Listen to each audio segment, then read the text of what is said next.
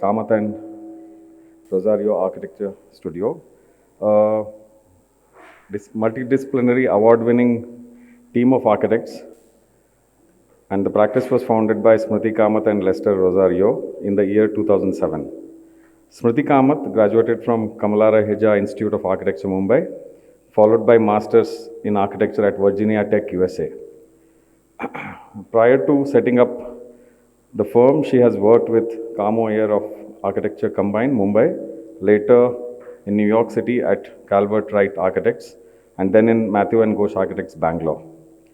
Lester graduated from MS Ramaiah Institute of Technology with a state-level gold medal in architecture.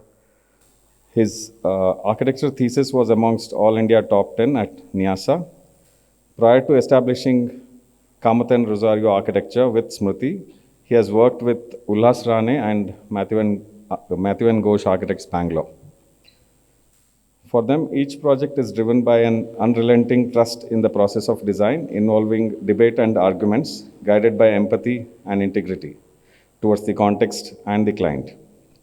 In reference to a quote by Austrian philosopher that says, "The difference between a good and a poor architect is that the poor architect succumbs to every temptation and the good one resists."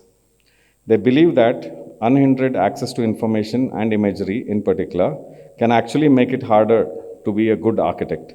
Hence, they see technology as a tool that has the potential to empower them and not the other way around.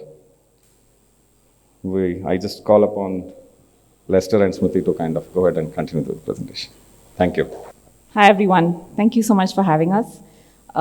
So we've always been in the audience at MASA, so being able to present here is actually a milestone in our journey. And I wanted to say thank you for the opportunity. So we've been in practice for about 15, 17 odd years, and our work is predominantly residential. So we are showing you a couple of houses. We are going to talk about a couple of houses, but we're presenting projects that have been a turning point for us, or we've learned a lot, and there's something special about that project for us, and that's why we've selected it to be presented today. So, project is called Cobble House. We were asked by a family of 4, a very sweet Malayali family, came to us and said that, can you please design our home? The main thing in their brief was that it should remind them of their childhood in Kerala. So it was very tempting in the beginning to do a courtyard house with porticos and carved columns and all of that. But then we said, why not, give it some time and see where it can go. We started looking at a few Kerala structures, traditional Kerala homes and palaces, and instead of taking up the idea in terms of planning, in terms of doing a typical courtyard house, we thought, why not do a contemporary interpretation of the materiality and the tactile quality of what you see in Kerala. So what you see a lot of very, very textured Bangalore tile surfaces, you see porticos, you see heavy masonry, and then you also see a lot of verandas owing to the hot and humid climate. So we sort of said that why not make that the essence of our interpretation. So I'm going to start with where we ended up, and then I'll try to talk about how we got there. So this is where we ended. So as you can see, the textured heavy brick is our way of interpreting the tactile terracotta texture that you see in Kerala. In terms of the planning, the house had a quiet street in the front and a park at the back, and it was sort of north-south orientation. So the idea was to basically open up the entire ground floor so that the kids could sort of run around. And the 2 heavy brick walls were along the east and west. So every part, as you see in this section, every part of the house gets at least one surface of this brick. So no matter where you are, you're in Kerala. The ground floor, this is the west and that's the east. So street in front, and there's a little garden that we did, and the park is here. So this is that open plan ground floor. So they had both sets of in-laws visiting very often, so they insisted that there have to be two bedrooms on the ground floor. But other than these two bedrooms, everything is sort of, pretty much open. That's the first floor. On the first floor, the idea was to have these verandas wrapping in the front and the back. Actually, on either side, we didn't have much legroom, and we didn't want to puncture those walls as far as possible. So the veranda was actually an interpretation of the wood that you see, the beautiful woodwork that you see. So we wanted the verandas to contrast this heavy masonry, and also the stair was kept very quiet, and we wanted it to sort of follow that axis that we were trying to create. So this is the house that you see from the front. What we realized when we were working on this is that it was sort of becoming very tall and towering. So one thing that helped with the verandas was that they became a tool to sort of scale the house down, and then also bring down the contrast between the heavy and the light. The Mangalore tile and the wood became the wire cut brick and the metal. And then we just had some fun with the idea of the carved column by doing it in metal. And then also, we wanted this entire thing to read as really light. That's why if you see, the decking sheet is also intentionally not concealed.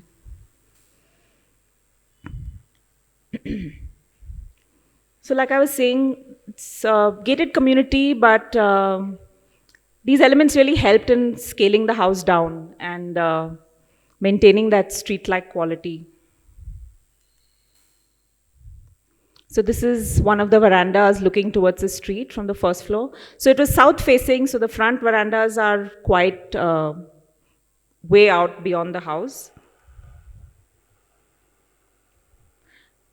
And then, of course, we had some fun with the brick. I think this pointer is stuck. Sorry, yeah. So we had a lot of fun with the brick. We did a bunch of experiments.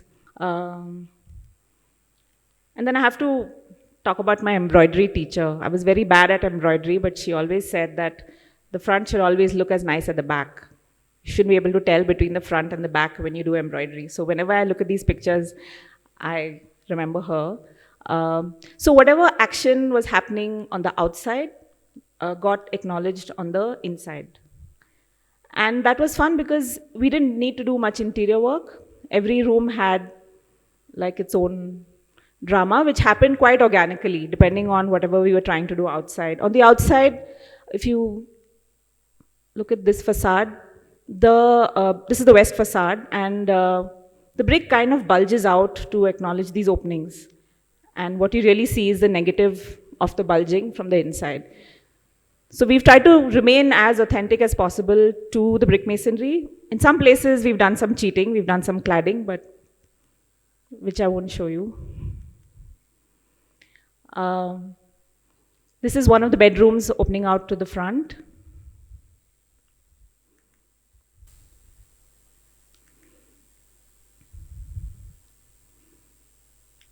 Yeah. So the next project is called Hemasbach Dorm and School. So this was, Hemasbach is a company that does back-end software work. It's a German company that does back-end software work all over the world. And they have offices in India.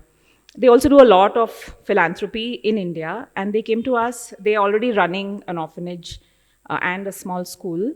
So they came to us for another setup for a school, but the property that they had was leased. So they were looking at the possibility of doing something that is temporary, something that they can take down, pack up, and take away. So we thought this would be a good way to open up the discussion about what is temporary. And we started looking at temporary structures and then narrowed it down to one is this, which looks really cool, container architecture.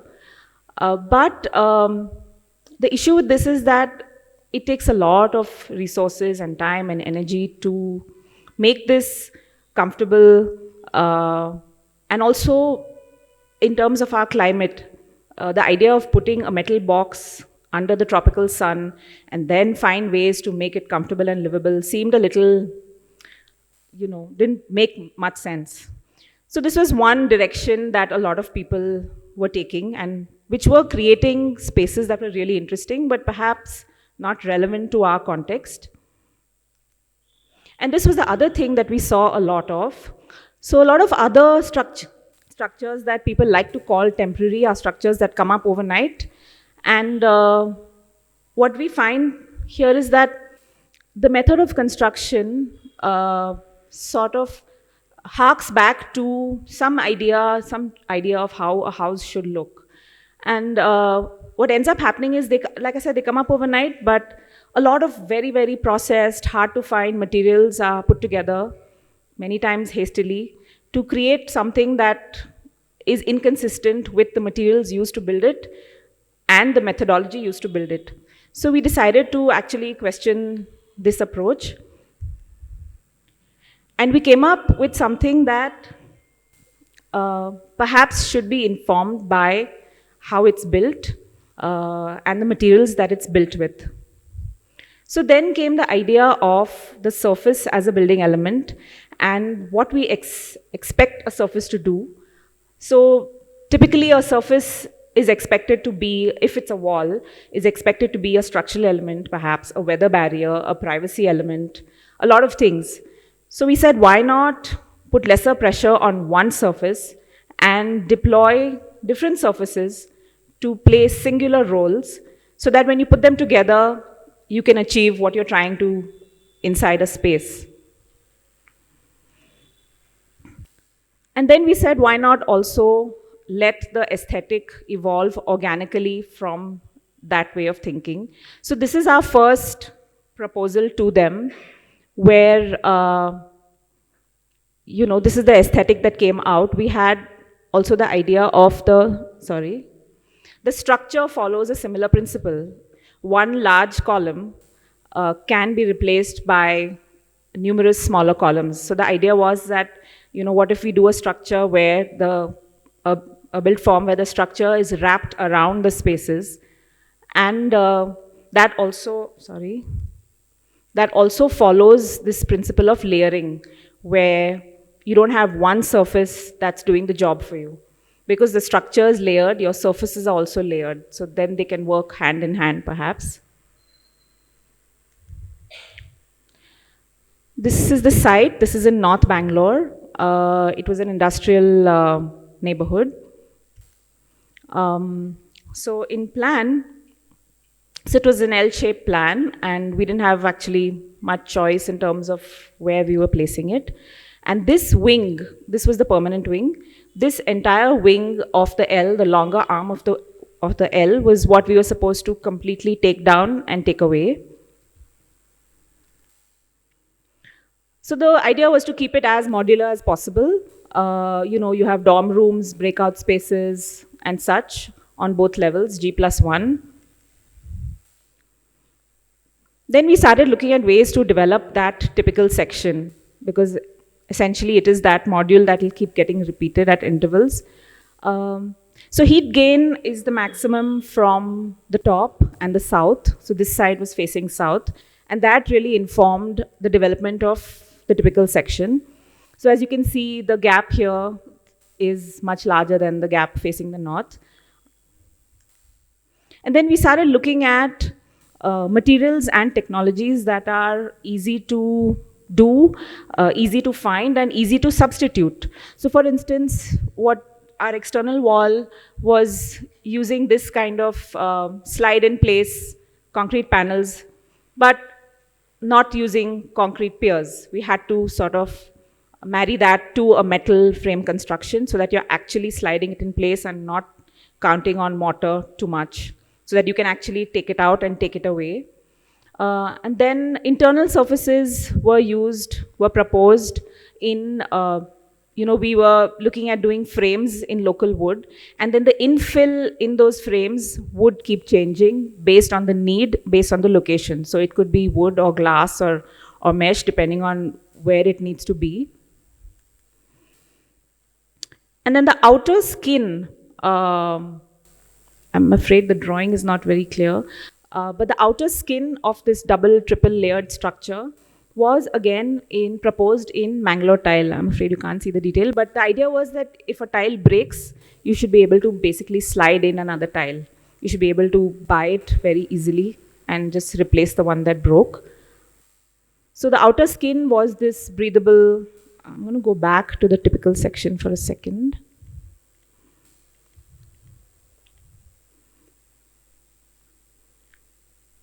So this was the south facade, which had sort of a lot of protection. We replaced that with this Mangalore tile screen because there was a lot of heat gain from here.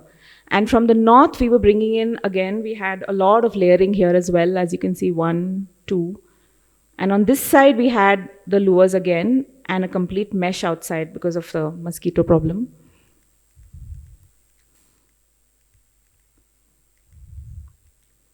So this is where we ended up with this layering.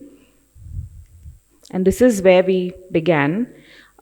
This project is sort of still a work in progress. It's not built, but we'll see where it goes in terms of how it turns out. Lester is going to present the rest. Thank you. Hi, good evening. So I'm going to be running you through 2 projects. One a school and another a residence. So I'll start with the school first. Okay, so this is a school that we've done in Khanna, Punjab. So I mean, most of our work till before this was, based in the south, and actually most of it was around Bangalore itself. We've done some work in Bombay and stuff, but I mean, I think most of it was here. So this was like a completely different, topography. The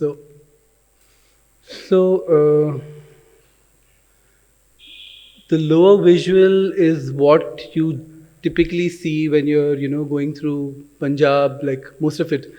So that's because, so if you look at, I mean, that's a map, the forest map of Punjab. Punjab just has probably 6% of the land which is forested. The rest of it is, most of the countryside is cultivable land, and it's cultivated. And the soil is very rich, and I mean, it's known. Punjab is known for the crops it produces. I think probably in a year it probably produces around. They have around 4 crop cycles: paddy, wheat. In the middle, a few vegetables. So this is what you see. When you go around Punjab. So our site, actually, this is a picture taken from the site. The site is across the road there, and taking this further now, I mean, we studied this further, and so because the land is so rich and cultivable, what happens is in terms of the patterns of of the cities and towns, is that you have these. Like they're all clustered in, like, like if you see, these are the villages that you see, they're almost like stars in a night sky. I mean, but here it's a cluster, the village cluster in between this cultivable land.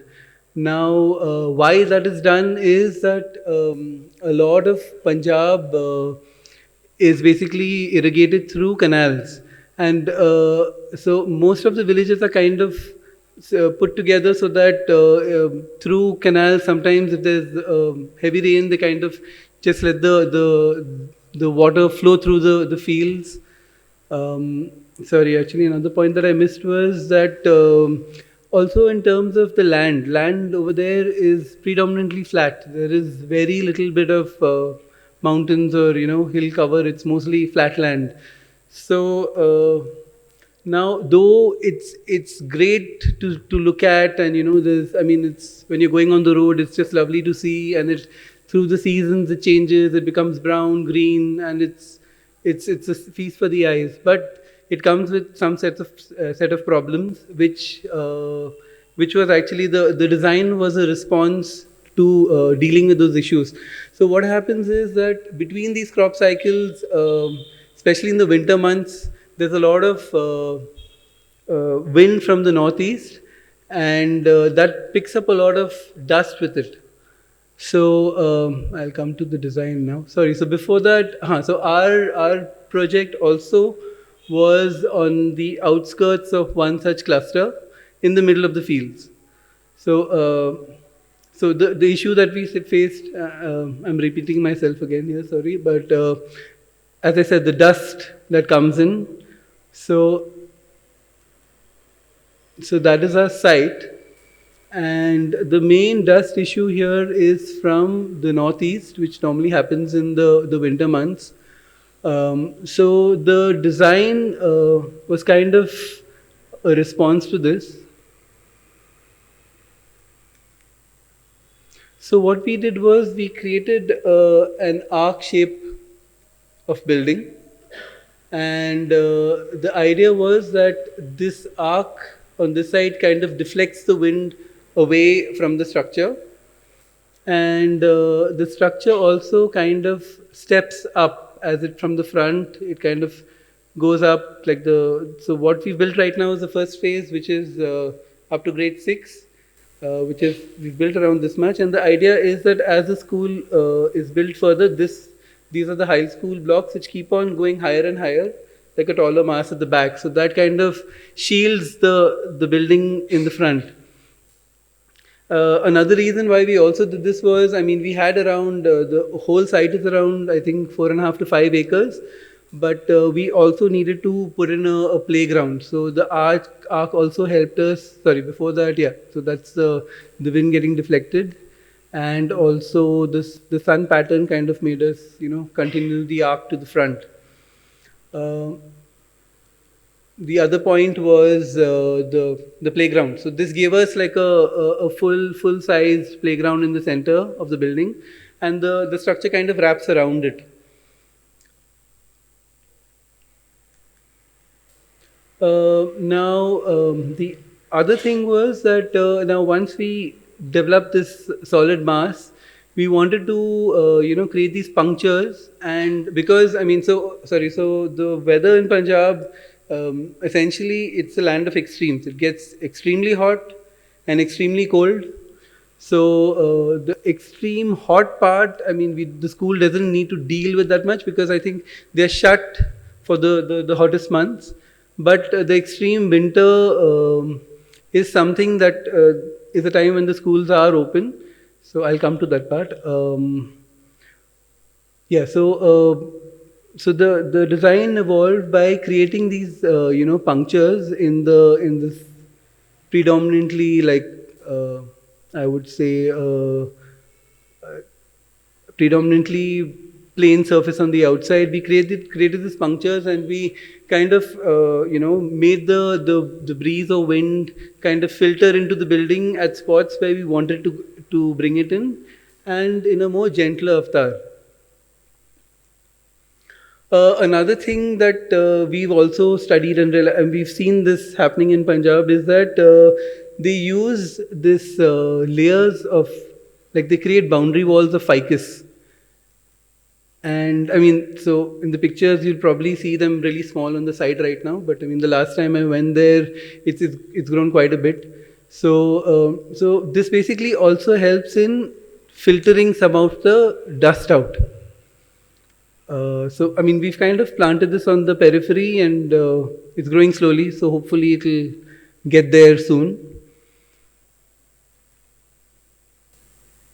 So that's the massing of the entire building. Coming to the planning, so as I said, we've right now built the phase for the first phase of the structure. On the left, you see this is the admin block, but the admin block is large because it's built for the entire school. And this is the remaining part of the school, which goes from grade 1 to 6 right now. Yeah. So when you, sorry, let me go back. Sorry.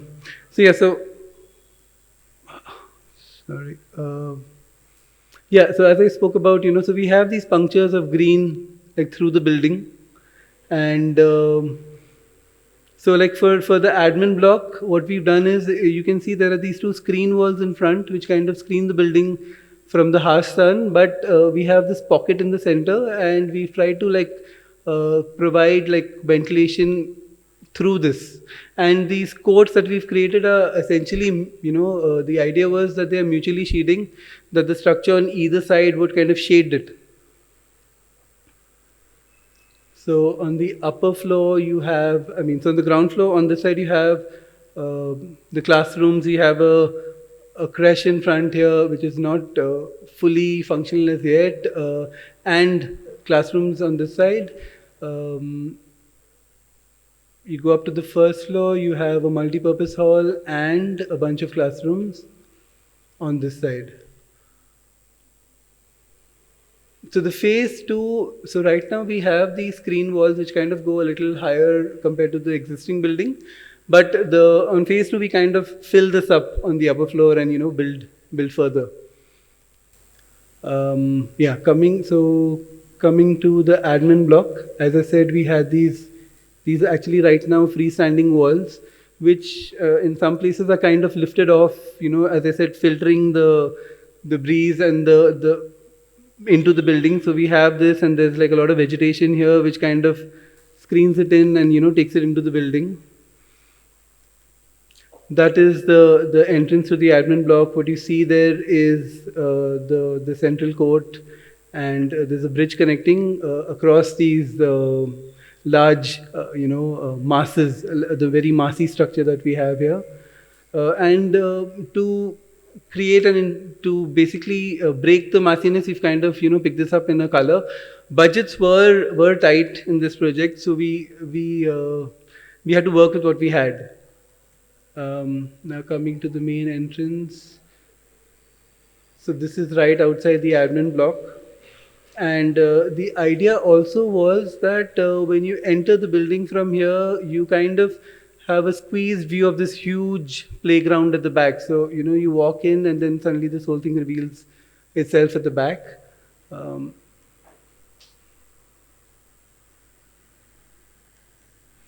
So that's the main entrance of the building, where we've created these few seats in stone. So this on this side, we basically have a large cantilever structure which kind of is a classroom on top, but creates a space for a stage below, and this becomes the assembly area for the kids. When the rest of the school comes in, they have their space like segregated at the back. This remains for the lower kids, the lower classes. So again, to break the monotony of the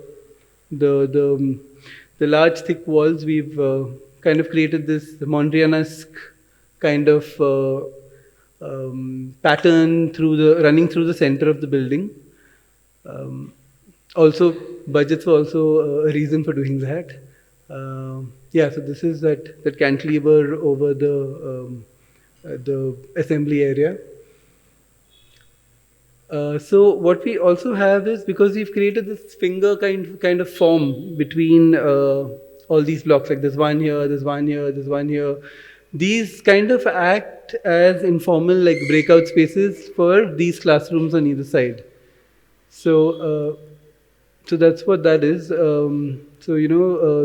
These classrooms kind of open up to this space in the center, and these trees have already grown much more now, and so this also doubles up like an outdoor classroom kind of area for the winter months. So that's why the building kind of opens up to the south to let the kids walk out to these walk into these open spaces here, and teachers could probably take like a winter class in the open, because it gets extremely cold over there in the winter months.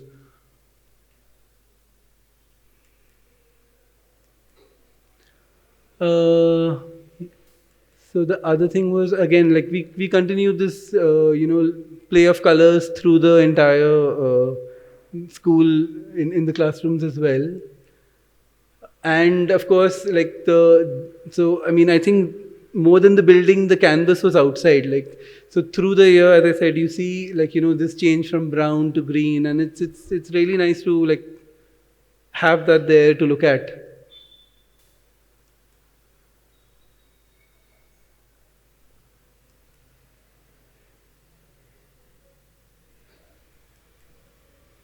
So that's the school scene from the fields.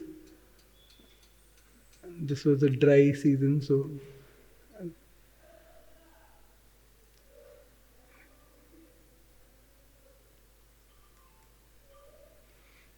that's again what you see the school from the fields. Coming to the next project, so this is called Big Little House. So what we tried to do here was, I mean, it's quite a tiny plot. It's only 1,500 square feet. And so the experiment here was to say that, I mean, if you have a small plot, why can't it be spacious? I mean, typically you find it difficult to find this level of spaciousness on a smaller plot. So the idea and the experiment here was to try and create that, even though our plot was very small. Okay, another site condition that we had was, I mean, so this is our building. And at the back we had this large eucalyptus plantation. So that also, kind of helped in pushing this garden space to the back, and this became a natural backdrop for the garden space. Now, so how did we achieve this spaciousness? So the client's requirements were, I mean, on the ground floor was to have 2 car parks, but they were open to a lot of other ideas. So, I mean, I think that's what helped us get there. But they wanted Vastu, so anyway, I'll come to that. So what we did was, on the ground floor, as you see, we have a car park space here. We only have a large living room opening up to this garden, and we have a servant quarters here with a powder room. And once you take the stair and go up, so you come to the kitchen, utility, family, and dining space. But so what we did here was, if you see the section, so a car park typically doesn't need, like a full floor height. So what we did was, we squished the volume here, and we created this as like a taller volume, but it wasn't a double height, and we kind of created an overlap between the two. So what you essentially see is like this whole thing kind of acts like one large volume together.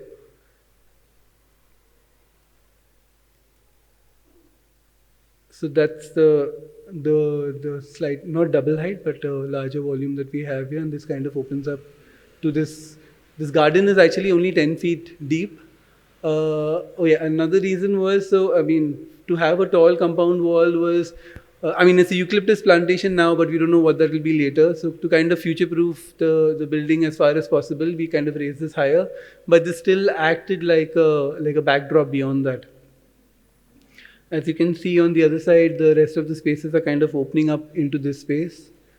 So whatever came in the way of this, I would call this canvas, was like the staircase here. We kind of made it as see-through as possible, so that I mean, it kind of makes the space feel as wide and as big as it can get, because the plot is small. So that's a stair that takes you up to the upper floor. And this is the kind of overlap between the family, the kitchen, overlooking the living and the garden space beyond. That's the family and dining. So this was actually for a family of four. I mean, they just had their father living with them, and they had a child, the couple. Um, so I mean, even from the dining space and the kitchen space, you have a view to this brick wall and this garden space. At all spaces, at all times, is like what you're looking at.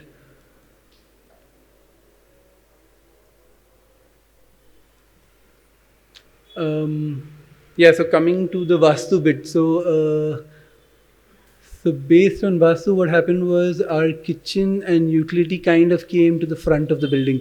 Now we had to screen that. So I mean, you need your light, you need your ventilation to your utility spaces, but you don't want to see the ugliness that comes with it. I mean, at times. So what we did was we created this brick screen wall, which allows the wind and the light in, but kind of hides what's happening beyond it. And what you see is this large cut. I mean, this kind of happens in the child's room, and that kind of creates like a direct connection to the street below.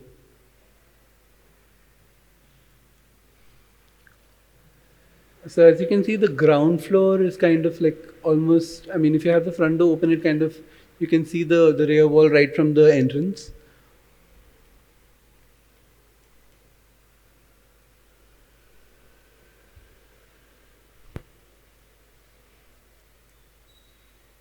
So yeah, so coming to the upper floors, I mean, since we had this staggered kind of plan, so then I mean, you have one bedroom which kind of comes right above the living volume, which again, so the idea why we didn't make this even taller, one is obviously in terms of the proportions of the volume, because it was small. If it became any taller, it would have lost its scale, and also we wanted to try and create some kind of connection from this level to the garden below.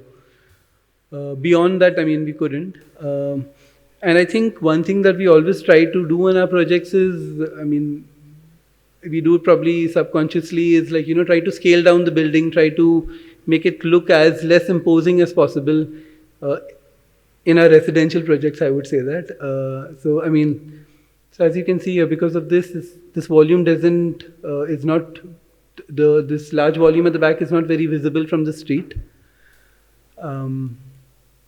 Yeah, that's the kids' room, which gets that cut, which opens onto the street.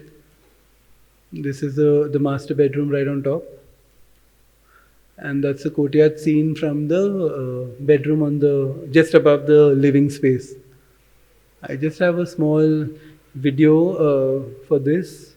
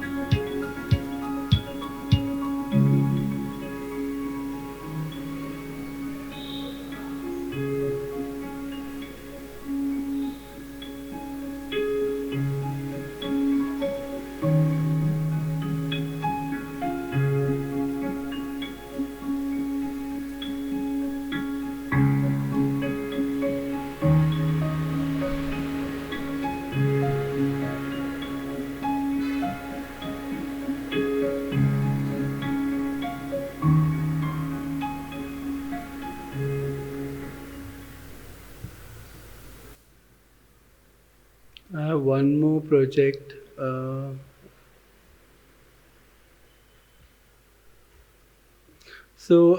This project is called Weathered House. Just give you a quick run through it. Weathered House because of the material choice of materials here. So this it's a fairly simple plan. We have on the ground floor. I mean, in terms of design, the structure was envisaged as this big concrete tray, which you see over here, kind of hovering above the plate, the floor plate below. The ground floor, I mean, essentially has a living, dining, and a bedroom, which kind of wraps around the courtyard. The interesting part here was just the concrete mass that we kind of created on top. And what did was, I mean, the front was facing south, so that kind of created like a. The reason why we also did this was to kind of shade the spaces below, and that also added to the elevation of the building. So that's the concrete tray that I was talking about, kind of hovering above the entire mass below. That's the front elevation, which has this cotton steel. So cotton steel, I think, I mean, in this project, I was really wanted to use this material, so this became a place where we tried to use it, and it worked well. So another thing that happened here was, I think, through the course of the project, this was a tree that was already there at the site, and when we started off, it was like really tiny. The client wanted to chop it off, but we said no, let's keep it. And ultimately, I think when it came to a point where the project was done, it was the crown was somewhere here. So we kind of waited for like 2 years to basically let it grow higher, and then we were able to shoot it. Yeah, so as far as the insides go, it's fairly simple, just wrapped around a central court. That's the courtyard, and it's the view towards the inside. Yeah, thank you.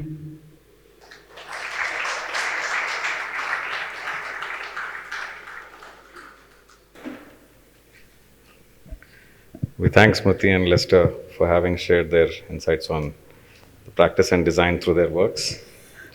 Now we open the floor for questions. Very simple kind of a question. I mean, most of the projects that we've been showing are, very sensitive to the context in terms of looking at what the lay of the land is or what the neighbors are saying, and a very strong response to cues taken from the immediate surroundings of where the project lies. The question is, are there larger ideas beyond this? Something, I mean, to rephrase it, it would be, are there ideas which sometimes, it happens in most practices. Sometimes you are, attached to certain ideas which you would want projects for, in which then you would explore those ideas. So are there ideas like that running in the head somewhere in the background which are waiting for projects? Yeah, I don't know. So maybe they're there in the subconscious, and that informs your intuition, at least informs my intuition when I work on a project, and perhaps they've not been articulated yet. That's a possibility. I don't know what you. No, I would. So in my case, it's a little different from Smriti. Yes, there are times that there are certain things that you're waiting for a project to come, and so we have one or two of those right now that we're doing, where we were waiting for this. I mean, we had this particular thought, and so now it's kind of coming to fruition because we have a project to execute that in. One very simple, not really an idea as such here was, for the last project, the use of cotton steel. I was really itching to use it, and then found a place where I could. But that's not really, that's a very literal answer to your question. But yes, there are bigger ideas like that for me. But I think we differ a little when it comes to that. Any more questions? Students? Since there is such a large student audience here, on behalf of them, for a small practice, of course, 15 years is, I would still consider it a small practice because it takes time to get the kind of jobs you would want to, like I said, explore the ideas that you actually want to. Anything that you want to say to people who just started their practices now, because tough times, tougher challenges than probably when you started, I guess. Anything you would like to say to them? Always trust your instinct. Don't listen to anybody. Yeah, that's all. So for us, I think, I mean, that part was a slightly long journey because neither of us have roots here. So we took some time to, like, to get to a point where, I mean, we're still not there, I feel, but in terms of the kind of work that we wanted to do, I mean, initially, so I think there was a time initially that I think for 2 years we did that one school, and then we had this one project that we got quite bored of doing that school initially. I mean, because it was going on for so long, and then we got this one interior project, and we are so happy that there's some change in the work. But then I think after that, what clicked for us was we did this one renovation project, which got featured and came about here and there, and then it started moving for us. So yeah, I mean, I think you have to be, in certain cases, you have to push on. You have to hang in there. You have to hang in there, basically. Yeah. Thank you. Thank you. Thank you so much. Thank you. Srinivas sir, to kind of hand out a token of appreciation to the speakers.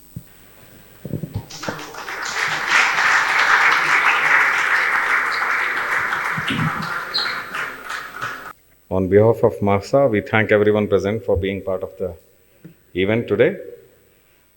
Please follow MASA Insta account, MASA_Design Matters, to probably be updated with the upcoming events. Yeah. Thank you.